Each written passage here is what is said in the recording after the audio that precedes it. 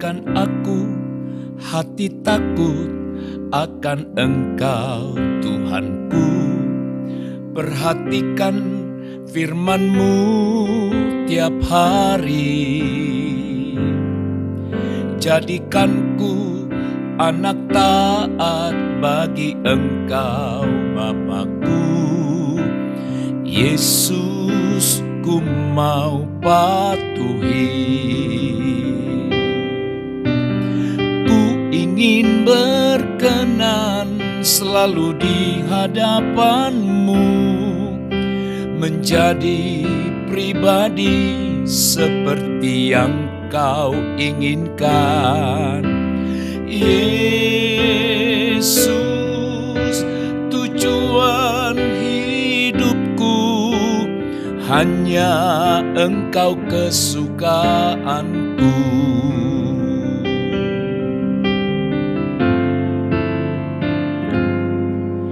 Berikan aku hati peka akan suara Tuhanku. Perhatikan firman-Mu tiap hari. Jadikanku anak taat bagi Engkau Bapa-Ku. Yesus, ku mau turuti. Ku ingin berkenan selalu di hadapan-Mu, menjadi pribadi seperti yang Kau inginkan. Yesus, tujuan hidupku hanya Engkau kesukaanku. Ku ingin berkenan selalu di hadapan-Mu, menjadi pribadi seperti yang Kau inginkan. Yesus, tujuan hidupku hanya Engkau kesukaanku. Bapak Ibu Saudara sekalian, tujuan hidup tertinggi manusia seharusnya memiliki hati yang takut kepada Tuhan.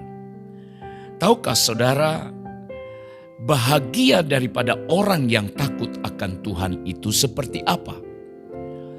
Mazmur pasal 112 ayat 1 berkata, berbahagialah orang yang takut akan Tuhan, yang sangat suka kepada perintah-Nya.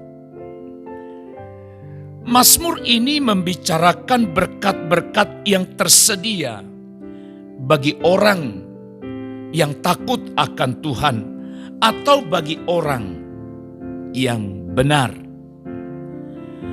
Nah, saudara-saudara, apa kebahagiaan daripada orang yang takut akan Tuhan itu?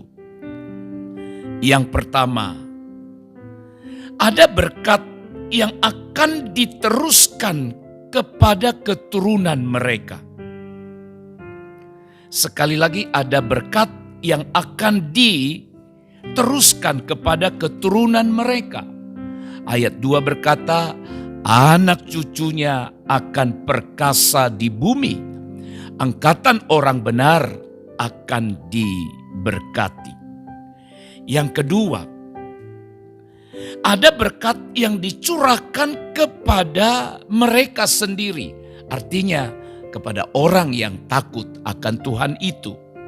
Yang pertama, berkat yang dicurahkan kepada orang yang takut akan Tuhan. Yang pertama, kemakmuran lahiriah dan batiniah. Kemakmuran lahiriah dan batiniah. Ayat 3 berkata, harta dan kekayaan ada di dalam rumahnya, kebajikan tetap untuk selama-lamanya. Yang kedua, berkat yang dicurahkan kepada orang yang takut akan Tuhan, yaitu berkat penghiburan. Ayat yang keempat berkata, di dalam gelap terbit terang bagi orang benar, pengasih dan penyayang orang yang adil. Tuhan berikan penghiburan. Yang ketiga, berkat yang dicurahkan kepada orang yang takut akan Tuhan adalah diberi Tuhan hikmat. Ayat yang kelima berkata, mujur orang yang menaruh belas kasihan dan yang memberi pinjaman, yang melakukan urusannya dengan sewajarnya. Saudara-saudara, setiap kita memerlukan hikmat. Alkitab berkata bahwa hikmat itu lebih baik daripada mutiara. Hikmat itu diperoleh oleh seseorang yang takut akan Tuhan. Bahkan kitab Yakobus berkata, kalau ada di antara kamu yang kekurangan hikmat, hendaklah ia memintanya kepada Allah.